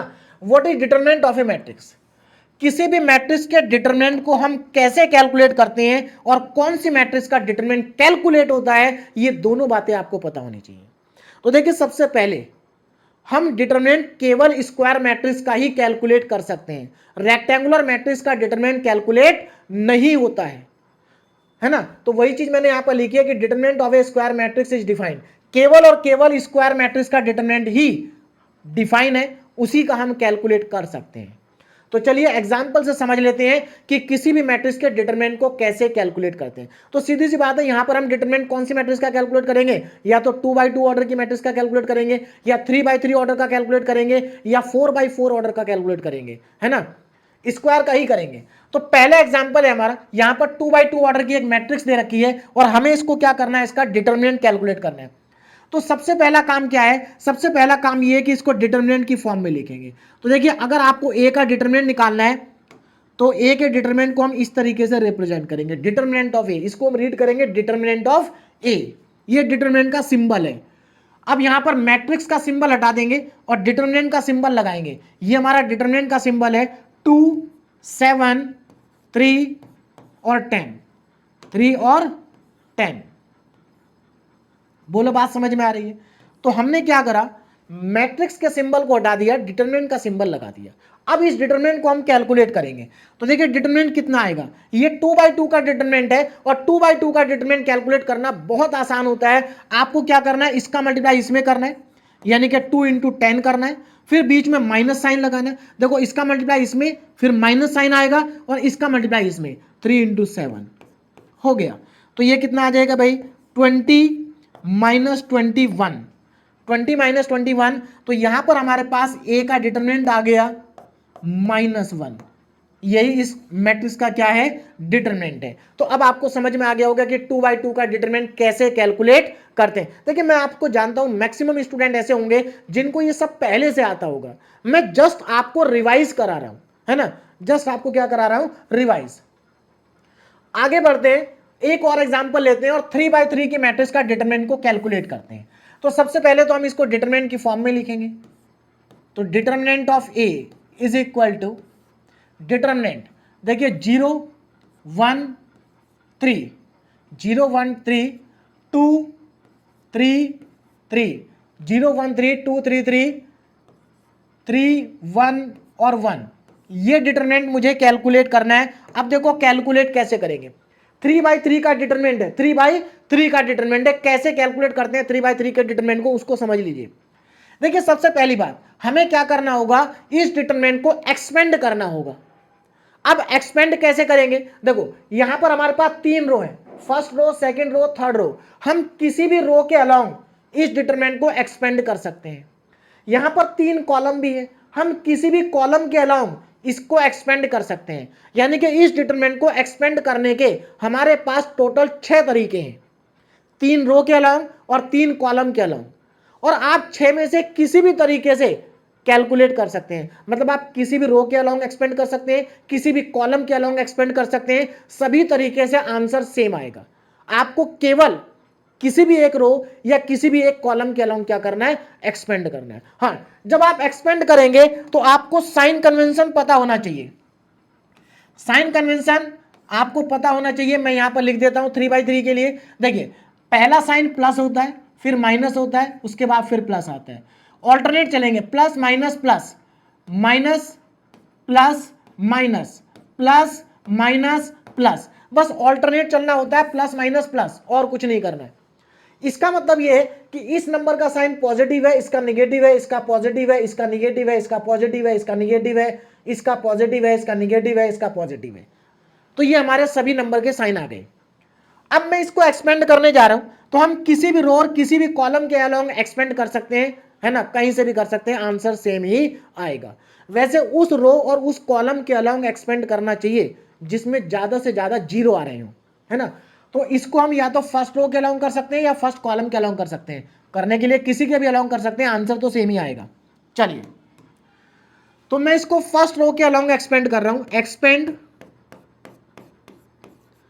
Expand along R1, first row के अलोंग मैं इसको क्या कर रहा हूं, एक्सपेंड कर रहा हूं। अब देखो कितना आएगा ना, डिटरमिनेंट ऑफ ए। देखो कैसे एक्सपेंड करेंगे। सबसे पहले इस नंबर को लेंगे, R1 का पहला, देखो ये R1 रो है, इसका पहला एलिमेंट क्या है, 0, यहां पर 0 लिखेंगे। अब आपको क्या करना है, ये 0 जिस रो के अंदर आ रहा है उस रो को हाइड कर देंगे, और जिस कॉलम के अंदर आ रहा है उस कॉलम को भी हाइड कर देंगे, मतलब छुपा देंगे, इसको भी और इसको भी। और जो बचा, देखो जो बचेगा वो 2/2 का डिटरमिनेंट होगा। तो अब आपको क्या करना है, जो बचा हुआ 2/2 का डिटरमिनेंट है उसको मल्टीप्लाई में लिखेंगे। मतलब अब हम क्या करेंगे, जो 2/2 का ये डिटरमिनेंट हमारा बचा है इसको हम यहां लिखेंगे 3 3 1 1, ऐसे लिखेंगे। बोलो बात समझ में आ गई। अब आगे बढ़ेंगे, अब इस 1 पे जाएंगे। इस 1 का साइन है माइनस, तो हम यहां पर पहले तो माइनस लगाएंगे और उसके बाद 1 लिखेंगे। 1 लिखने के बाद अब आपको क्या करना है, ये 1 जिस रो में आ रहा है उस रो को छुपा लेंगे, और जिस कॉलम में आ रहा है उस कॉलम को भी छुपा देंगे। बचा क्या, ये 4 नंबर बचे। तो अब हमारे पास एक डिटरमिनेंट आएगा 2/2 का, जिसमें चारों नंबर लिखे होंगे। तो चलिए इन चारों नंबर को लिख लेते हैं। तो यहां पर अगेन एक 2/2 का डिटरमिनेंट आएगा, जिसमें ये दोनों नंबर आएंगे 2 और 3, और 3 और 1। बोलो बात समझ में आ गई। अब नेक्स्ट नंबर को कॉपी करेंगे। अब इसका साइन क्या है, 3 का साइन है प्लस, तो यहां पर हम लिखेंगे प्लस का 3। और उसके बाद अब देखो ये 3 जिस कॉलम में आ रहा है उस कॉलम को छुपा देंगे और रो को भी छिपा देंगे, हाइड कर लेंगे। जो बचा हुआ है उसको यहां पर 2/2 का डिटरमिनेंट को लिख देंगे। तो अब हमारे पास क्या बचा, 2 3 2 3 3 1, ये हमारे पास बचेगा 2 3 3 1। तो यहां पर हमने क्या करा, R1 के अलोंग इसको क्या कर दिया, एक्सपेंड कर दिया। अब इसको कैलकुलेट कर लेते हैं। कैलकुलेट करना बहुत आसान है भाई। अब तो हमारे पास 2/2 का डिटरमिनेंट है, देखो ये 0 0। अब यहां पर ये 2/2 का डिटरमिनेंट है, कितना आएगा, 3 × 1 3, और माइनस का 3। देखो वैसे भी बाहर 0 लिखा तो ये कुछ भी आ जाए 0 ही आएगा आंसर। -1, अब इसको कैलकुलेट करो, 2 × 1 2, 3 3 जाए 9, -9। आगे आते हैं, प्लस, बाहर 3 है, 2 1 जा 2, और माइनस का 9। चलिए देखिए कितना आ जाएगा, determinant of A equal to, ये तो 0 आ गया, ये कितना आ जाएगा, देखो -7 बचेगा यहां पर। तो ये माइनस माइनस प्लस हो जाएगा, प्लस का 7 ना माइनस, यहां पर माइनस का 7 × 3, तो माइनस का 21। तो फाइनली हमारे पास जो डिटरमिनेंट आ गया, determinant of A is equal to आ गया माइनस का 14। और यही हमारा इस क्वेश्चन का फाइनल आंसर है। क्या है, फाइनल आंसर है। तो इस तरीके से हम 3/3 के डिटरमिनेंट को कैलकुलेट कर सकते हैं। अब बहुत सारे स्टूडेंट के दिमाग में आ रहा होगा, सर अगर 4/4 की मैट्रिक्स होगी तो कैसे कैलकुलेट करेंगे। कोई दिक्कत नहीं है। जब आप 4/4 की मैट्रिक्स को एक्सपेंड करेंगे किसी भी रो या किसी भी कॉलम के अलाउंग, मान लो आप R1 के अलाउंग कर रहे हैं, तो क्या होगा, यहां पर 3/3 के डिटरमिनेंट आएंगे, 3/3 के डिटरमिनेंट आएंगे। बात समझ में आ रही? फिर आप 3/3 के डिटरमिनेंट को एक्सपेंड करेंगे, तो इस तरीके से क्वेश्चन बड़ा हो जाएगा लेकिन इजी रहेगा। और वैसे मैं आपको बता दूं, हमें जहां पर डिटरमिनेंट कैलकुलेट करना होगा वहां पर हमारी मैट्रिक्स 3/3 की होगी, 4/4 का डिटरमिनेंट हमें कैलकुलेट करना भी नहीं पड़ेगा। बाकी करना बहुत आसान है, आप बिल्कुल इसी तरीके से कर सकते हैं। अब आगे चलते हैं, अब हमें डिटरमिनेंट समझ में आ गया, तो अब हम आगे देखें सिंगुलर मैट्रिक्स क्या होती है। व्हाट इज सिंगुलर मैट्रिक्स, है ना, इंपॉर्टेंट है। सिंगुलर मैट्रिक्स, किसी भी मैट्रिक्स को हम सिंगुलर मैट्रिक्स कब कहेंगे? तो अ स्क्वायर मैट्रिक्स या matrix A is said to be singular if, देखिए किसी भी मैट्रिक्स को हम सिंगुलर कह सकते हैं अगर उसका डिटरमिनेंट 0 के बराबर है। देखो एक चीज याद रखना, सिंगुलर मैट्रिक्स या नॉन सिंगुलर मैट्रिक्स दोनों की दोनों स्क्वायर मैट्रिक्स ही होंगी, क्योंकि स्क्वायर मैट्रिक्स का ही डिटरमिनेंट कैलकुलेट होता है ना। तो किसी भी मैट्रिक्स को हम सिंगुलर कह सकते हैं अगर उसका डिटरमिनेंट 0 है। डिटरमिनेंट क्या है? 0 है। और अगर किसी मैट्रिक्स का डिटरमिनेंट 0 के इक्वल नहीं है तो उसको कहेंगे नॉन सिंगुलर। इसका मतलब ये जो हमारी गिवन मैट्रिक्स है इसका डिटरमिनेंट -14 है, 0 के बराबर नहीं है, नॉन जीरो है, इसका मतलब ये नॉन सिंगुलर मैट्रिक्स है। ये भी नॉन सिंगुलर मैट्रिक्स है। अगर डिटरमिनेंट मान लीजिए इसका डिटरमिनेंट 0 आ जाता तो हम कहते हैं कि ये कैसी मैट्रिक्स है? सिंगुलर। तो अब आपको समझ में आ गया होगा, जिसका डिटरमिनेंट 0 वो सिंगुलर मैट्रिक्स, जिसका डिटरमिनेंट नॉट इक्वल टू 0 वो नॉन सिंगुलर मैट्रिक्स। अब हमारे पास नेक्स्ट मैट्रिक्स आती है triangular matrix. Again triangular matrix भी इंपॉर्टेंट है, क्योंकि आगे चल के जब हम आइगन वैल्यू आइगन वेक्टर पढ़ेंगे तो वहां पर कई क्वेश्चन के अंदर आपको ट्राइंगुलर मैट्रिक्स दिखाई देंगी। ट्राइंगुलर मैट्रिक्स दो टाइप की होती हैं, दो टाइप की, एक होती है अपर ट्राइंगुलर मैट्रिक्स और एक होती है लोअर ट्राइंगुलर मैट्रिक्स। देखो बहुत सिंपल है, जो अपर ट्राइंगुलर मैट्रिक्स होती है उसमें क्या होता है, डायगोनल के नीचे वाले सारे एलिमेंट 0 होते हैं। देखो अपर में, अपर मतलब ऊपर, है ना, तो अपर ट्राइंगुलर मैट्रिक्स में डायगोनल के ऊपर वाले नहीं, नीचे वाले एलिमेंट 0 होते हैं। ऊपर वाले नॉन जीरो होते हैं, नीचे वाले जीरो होते हैं। तो आप ऊपर वालों को याद ही नहीं रखना, आप ये याद रखिए कि डायगोनल के नीचे वाले सारे एलिमेंट 0 होते हैं अपर ट्राइंगुलर मैट्रिक्स में, और जो लोअर ट्राइंगुलर मैट्रिक्स है उसमें डायगोनल के ऊपर वाले सारे एलिमेंट 0 होते हैं। तो अगर डायगोनल के ऊपर वाले एलिमेंट 0 है तो लोअर ट्राइंगुलर, डायगोनल के नीचे वाले अगर 0 है तो अपर ट्राइंगुलर मैट्रिक्स। बस इतना आपको याद रखना है। क्लियर है? तो हमारे यहां पर टोटल 10 मैट्रिक्स हो गई। नेक्स्ट है रो मैट्रिक्स। नाम से समझ में आ रहा है, ऐसी मैट्रिक्स जिसमें केवल एक रो होगी, नंबर ऑफ कॉलम कितने भी हो सकते हैं। देखो ओनली वन रो और any number of column, column कितने भी हो सकते हैं। तो इसमें देखो आप, केवल एक रो है, कॉलम 4 है, तो ये कैसी मैट्रिक्स होगी? Column matrix, sorry row matrix हो गई। कॉलम में क्या होगा? कॉलम मैट्रिक्स में एक कॉलम होगा, नंबर ऑफ रो कितनी भी हो सकती हैं। इसमें देखो एक ही कॉलम है, नंबर ऑफ रो 3 है, तो इसका मतलब ये कॉलम मैट्रिक्स है ना। तो अब आपको रो मैट्रिक्स समझ में आ गई होगी, कॉलम मैट्रिक्स समझ में आ गई होगी, ज्यादा इंपॉर्टेंट। अब आगे की जो मैट्रिक्स है वो ज्यादा इंपॉर्टेंट नहीं है ना। बस आपको इनको याद रखना है, क्योंकि अगर आप किसी भी कॉम्पिटिशन एग्जाम को देंगे तो वहां पर ये मैट्रिक्स आपसे पूछी जाएंगी। नाउ नील पोटेंट मैट्रिक्स। अब ये नील पोटेंट मैट्रिक्स क्या है? देखिए नील पोटेंट मैट्रिक्स एक ऐसी मैट्रिक्स है जिसका स्क्वायर जीरो मैट्रिक्स के बराबर होता है, जीरो मैट्रिक्स के बराबर होता है। तो अगर किसी भी मैट्रिक्स का स्क्वायर जीरो मैट्रिक्स के बराबर आ जाएगा तो उसको हम कहेंगे नील पोटेंट मैट्रिक्स, नील पोटेंट मैट्रिक्स। अच्छा, किसी भी मैट्रिक्स के स्क्वायर को कैसे निकालते हैं? जैसे हमें ए स्क्वायर निकालना है तो सीधी सी बात है, ए को 2 बार क्या करेंगे? मल्टीप्लाई करेंगे, तो ए स्क्वायर ऐसे निकलेगा। नेक्स्ट है इनवॉल्यूटरी मैट्रिक्स। अब इसमें क्या है? देखिए अगर हमारे पास कोई मैट्रिक्स है ए और हम उसका स्क्वायर कैलकुलेट करें और वो स्क्वायर आइडेंटिटी मैट्रिक्स के बराबर आ जाए तो हम ए मैट्रिक्स को इनवॉल्यूटरी मैट्रिक्स कहेंगे। यहां पर तो नल मैट्रिक्स के बराबर था, यहां पर आइडेंटिटी मैट्रिक्स के बराबर है। क्लियर है? उसके बाद नेक्स्ट है हमारे पास ऑर्थोगोनल मैट्रिक्स। ऑर्थोगोनल मैट्रिक्स, है ना। देखिए कई यूनिवर्सिटी के अंदर ऑर्थोगोनल मैट्रिक्स के ऊपर बेस्ड क्वेश्चन आते हैं, है ना, लेकिन हमारे सिलेबस में नहीं है। तो यहां पर बस हमें क्या याद रखना है कि ऑर्थोगोनल मैट्रिक्स होती क्या है, बस हमें यह पता होना चाहिए। तो देखिए ये एक ऐसी स्क्वायर मैट्रिक्स है, एक ऐसी स्क्वायर मैट्रिक्स है जिसको अगर हम उसके ट्रांसपोज से मल्टीप्लाई करें तो आई आएगा। मतलब अगर हम किसी मैट्रिक्स को उसके ट्रांसपोज के साथ मल्टीप्लाई कर दें और हमें आइडेंटिटी मैट्रिक्स मिल जाए मल्टीप्लाई करने के बाद, तो वो मैट्रिक्स ऑर्थोगोनल मैट्रिक्स कहलाती है। ऑर्थोगोनल मैट्रिक्स की एक इंपॉर्टेंट प्रॉपर्टी होती है कि अगर कोई गिवन मैट्रिक्स ऑर्थोगोनल है तो उस मैट्रिक्स का इनवर्स और ट्रांसपोज इक्वल होते हैं। क्या होते हैं? इक्वल होते हैं। तो यहाँ पर हमारे पास टोटल 15 मैट्रिसेस मैंने आपको बताई है ना। तो आपको क्या करना है, इन मैट्रिक्स को एक बार अच्छे से रिवाइज कर लेना है ना, अच्छे से रिवाइज कर लेना है। उसके बाद आपको यूनिट नंबर 5 को समझने में कोई दिक्कत नहीं होगी। और इसमें भी आपकी मैट्रिक्स नंबर 10 तक इंपॉर्टेंट है। आखिरी की जो 5 मैट्रिक्स है ये आपके लिए ज्यादा इंपॉर्टेंट नहीं है, बस मैंने आपको जस्ट नॉलेज के लिए बता दिया है। क्लियर है, आगे बढ़ते हैं। अच्छा, यहां पर क्या टाइप्स ऑफ मैट्रिसेस कंप्लीट हो गया हमारा?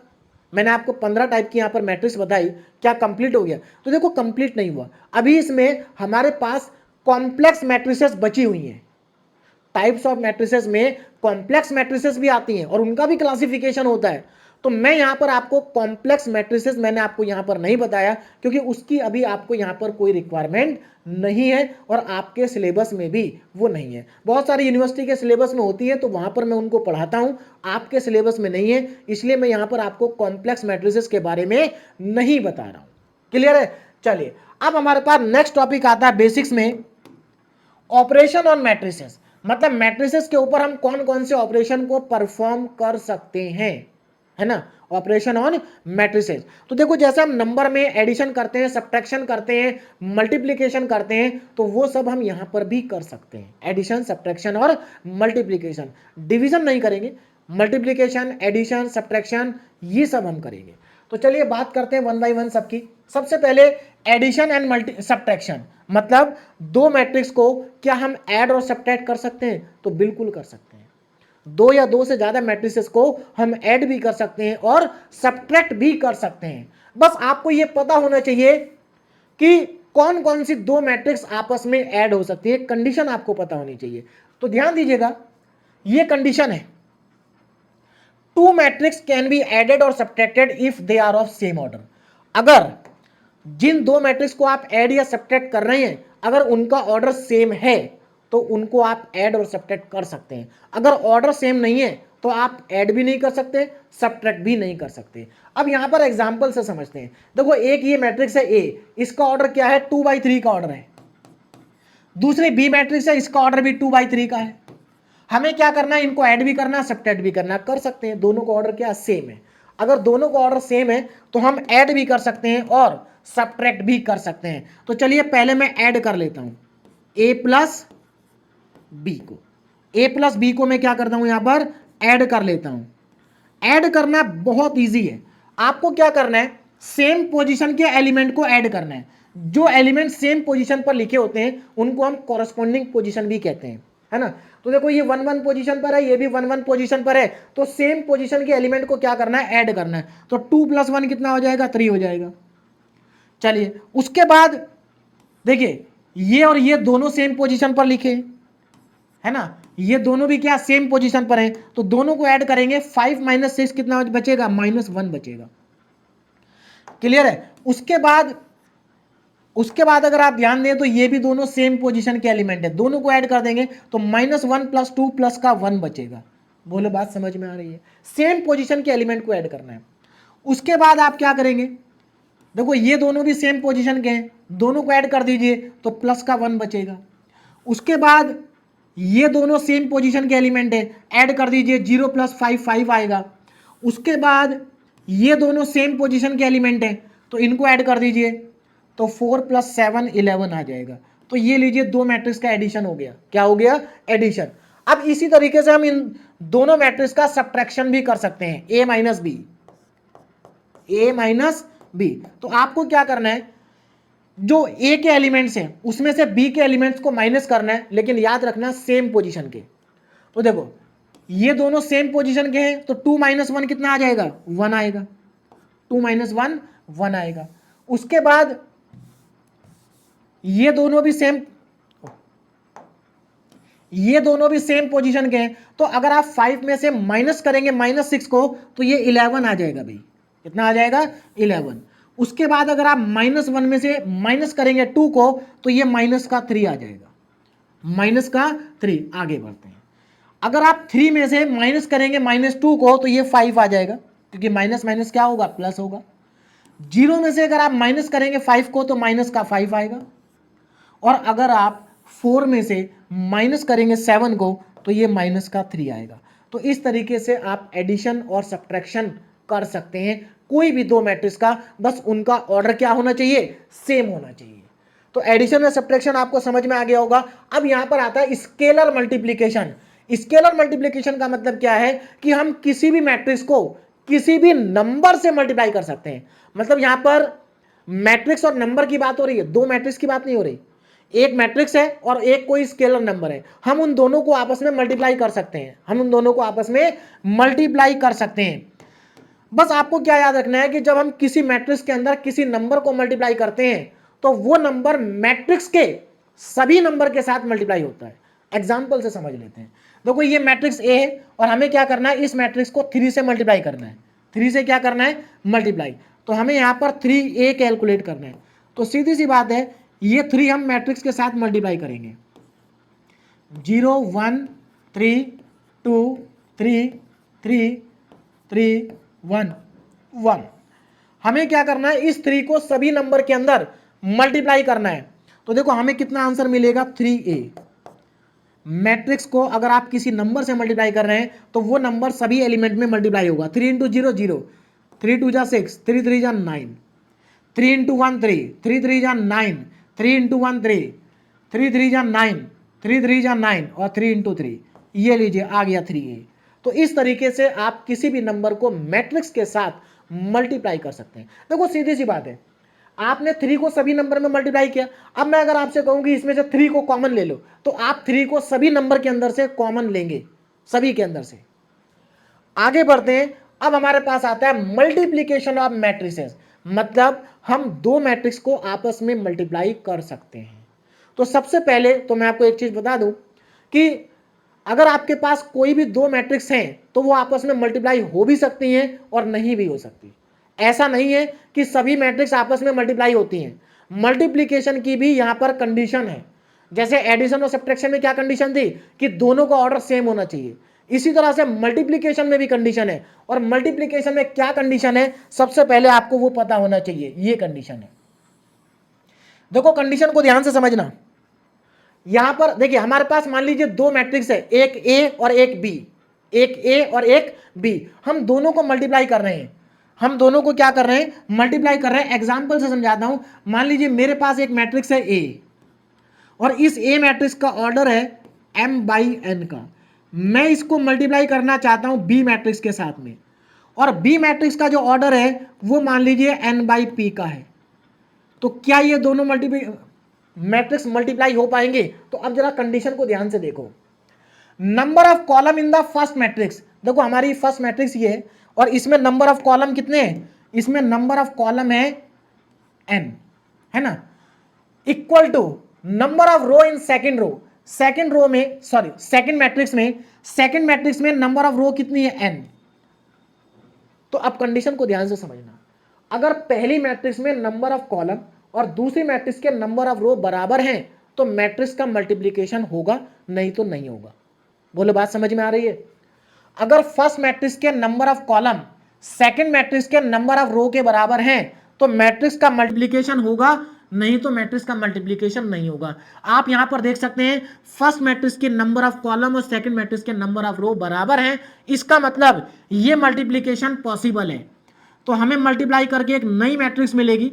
मान लेते हैं जो न्यू मैट्रिक्स है वो ए बी है, और जो न्यू मैट्रिक्स मिलेगी उसका ऑर्डर क्या होगा, उसका ऑर्डर देखो, उसका ऑर्डर होगा m/p का, m/p भी। देखो ये n और n तो बराबर हो गए और ये जो m बचा और ये लास्ट में जो p बचा इसका ऑर्डर m/p का होगा।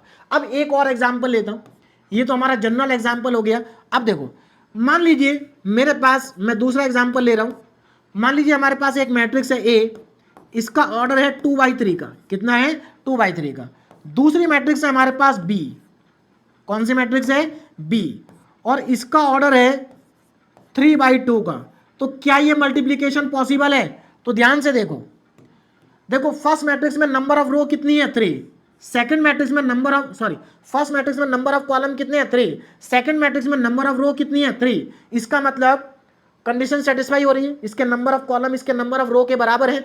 तो ये मैट्रिक्स मल्टीप्लिकेशन पॉसिबल है और मल्टीप्लाई करके हमें एक न्यू मैट्रिक्स मिलेगी ए बी, और इस ए बी का जो ऑर्डर होगा वो क्या होगा, देखो ये वाला 2 आएगा और आखिरी वाला 2 आएगा, 2/2 का होगा। तो यहां से आपको एक और बात समझ में आ गई होगी, एक और बात आपको समझ में आ गई होगी कि देखो यहां पर इस मैट्रिक्स का ऑर्डर 2/3 है, इसका 3/2 है, लेकिन जो हमें मल्टीप्लाई करके न्यू मैट्रिक्स मिली है उसका ऑर्डर 2/2 का है। क्या है? 2/2 का इसका ऑर्डर है। क्लियर हो गया? तो जो आपको रिजल्ट मिलेगा, आंसर मिलेगा, उसका ऑर्डर अलग भी हो सकता है, सेम भी हो सकता है, अलग भी हो सकता है। एक और एग्जांपल मैं यहां पर लेता हूं। मान लीजिए मेरे पास मैट्रिक्स ए है और इसका ऑर्डर है 3/2 का है। कितना है? 3/2 का है मान लीजिए, और इसको मैं मल्टीप्लाई कर रहा हूं बी के साथ, और बी का ऑर्डर है 3/3 का। तो क्या ये मल्टीप्लीकेशन पॉसिबल है? तो अब अगर आप यहां पर देखेंगे तो फर्स्ट मैट्रिक्स के number of column second matrix के नंबर ऑफ रो के बराबर नहीं है, तो ये मल्टीप्लीकेशन पॉसिबल नहीं है, नॉट पॉसिबल। ये मल्टीप्लीकेशन पॉसिबल नहीं है। बोलो बात समझ में आ रही है? तो अब आपको समझ में आ गया होगा दो मैट्रिक्स को हम कब मल्टीप्लाई कर सकते हैं और कब मल्टीप्लाई नहीं कर सकते हैं। बात समझ में आ रही? एक और चीज ध्यान रखना कि मान लीजिए दो मैट्रिक्स हमारे पास ए बी है ना, और ए बी मल्टीप्लाई पॉसिबल है, तो ये कोई जरूरी नहीं कि बी ए बी पॉसिबल हो भी सकता है, नहीं भी हो सकता है। और ए बी और बी ए दोनों बराबर हो, ये भी कोई जरूरी नहीं है। अब यहां पर एक एग्जाम्पल से हम मल्टीप्लीकेशन कैसे करते हैं ये समझ लेते हैं। देखो यहां पर एक एग्जाम्पल लिया मैंने, इसमें ये हमारे पास मैट्रिक्स ए है और ये हमारे पास मैट्रिक्स बी है। हमें क्या करना है? दोनों को मल्टीप्लाई करना है, दोनों को मल्टीप्लाई करना है। तो ध्यान दीजिएगा कैसे मल्टीप्लाई करेंगे। देखो इसका ऑर्डर है 3/3 का, ये भी ऑर्डर है 3/3 का, तो सीधी सी बात है ये मल्टीप्लीकेशन पॉसिबल है। देखिए अगर आपके पास दो मैट्रिक्स हैं और दोनों के दोनों स्क्वायर हैं और दोनों का ऑर्डर सेम है, तो 100% मल्टीप्लीकेशन पॉसिबल होगा। तो इनका मल्टीप्लीकेशन पॉसिबल है, तो हम इनको मल्टीप्लाई करके देखते हैं कितना आएगा। तो मुझे क्या करना है, यहां पर ए को बी के साथ मल्टीप्लाई करना है, मैट्रिक्स ए को बी के साथ क्या करना है? मल्टीप्लाई करना है। तो देखो कितना आएगा। तो यहां पर क्या करेंगे, सबसे पहले मैट्रिक्स ए को लिखेंगे 1 2 3 2 3 1 1 2 3 2 3 1 3 1 2, इसको मल्टीप्लाई कर देंगे 1 0 2। देखो सेकंड मैट्रिक्स ये है 0 1 2 1 2 0। देखो मल्टीप्लीकेशन में आपको ये भी ध्यान रखना है कि आपको यहां पर ए बी कैलकुलेट करना है या बी ए करना है। अगर ए बी करना है तो ए को पहले और बी को बाद में लिखेंगे, और अगर बी ए करना है तो बी को पहले और ए को बाद में लिखेंगे, है ना। तो देखो यहां पर मैट्रिक्स को एक बार चेक कर लेता हूं, 1 2 3 2 3 1 3 1 2 1 0 2 0 1 2 1 2 0। अब यहां पर मल्टीप्लीकेशन स्टार्ट करते हैं। देखिए मल्टीप्लीकेशन करते कैसे, अब जरा ध्यान देना। मल्टीप्लीकेशन को समझना बहुत जरूरी है ना, क्योंकि मल्टीप्लीकेशन का यूज हम आगे बहुत ज्यादा करने वाले हैं। तो यहां पर मैं आपको बता दूं मल्टीप्लीकेशन होता कैसे। देखो सबसे पहले हम क्या करेंगे, R1 को मल्टीप्लाई करेंगे C1 के साथ, फिर R2 को मल्टीप्लाई करेंगे R1 को मल्टीप्लाई करेंगे C2 के साथ, और उसके बाद R1 को मल्टीप्लाई करेंगे C3 के पास साथ, तो हमें फर्स्ट रो मिलेगी। तो देखिए फर्स्ट रो को कैलकुलेट करने के लिए आपको क्या करना है, सबसे पहले आप R1 को और C1 को मल्टीप्लाई करेंगे, है ना, R1 को और C1 को, उसके बाद R1 को C2 को करेंगे, उसके बाद R1 को और C3 को करेंगे। इस तरीके से आपको मल्टीप्लाई करना है। तो मल्टीप्लाई करके मैं यहां लिख रहा हूं, जरा ध्यान देंगे। देखिए मल्टीप्लीकेशन अब मैं यहां पर लिखने जा रहा हूं, R1 को C1 से, तो 1 × 1 1, 2 × 0 0, और ऐड करना है सबको। 1 × 1 1 आएगा, 2 × 0 0 आएगा, प्लस 3 × 1 3 आएगा। इस तरह से ऐड करके लिखना है। तो देखो R1 और C1 आ गया, ये R1 C1 पहला एलिमेंट आ गया हमारा, क्योंकि हमने R1 को C1 के साथ क्या कर दिया, मल्टीप्लाई कर दिया। अब R1 को C2 से करेंगे, R1 को C2 से करेंगे, तो 1 × 0 0, 2 × 1 2, और 3 × 2 6। उसके बाद R1 को C3 से करेंगे, तो देखो हमारा सेकंड एलिमेंट आ गया, क्योंकि हमने R1 को C2 से कर दिया। अब R1 को C3 से करेंगे, ये R1 है और ये C3 है, तो 1 × 2 2, 2 × 2 4, और 3 × 0 0। ये लीजिए मल्टीप्लाई हो गया। तो हमें फर्स्ट रो पूरी मिल चुकी है, फर्स्ट रो हमें मिल चुकी है। अब आपको समझ में आ गया होगा मल्टीप्लीकेशन कैसे करना है ना। देखो 1 × 2 2, 2 × 2 4, 3 × 0 0। अब क्या करेंगे, अब सेकंड रो पर जाएंगे, देखो सेकंड रो आपको मिलेगी सेकंड रो से, तो सेकंड रो R2 को पहले मल्टीप्लाई करेंगे C1 से, फिर R2 को मल्टीप्लाई करेंगे C2 से, उसके बाद R2 को मल्टीप्लाई करेंगे C3 से, ये आपको करना है। तो चलिए पहले मैं R2 को C1 से करूंगा, तो कितना आएगा 2 इंटू 1 2, 3 इंटू 0 0 और 1 इंटू 1 1। R1 को C1 से, R2 को C1 से, ये आ गया मेरे पास।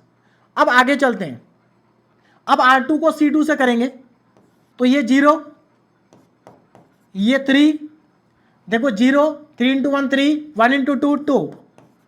और आगे चलते हैं, अब R2 को C3 से करेंगे, 2 2 जा 4 प्लस 3 2 जा 6 प्लस 1 इंटू 0 0।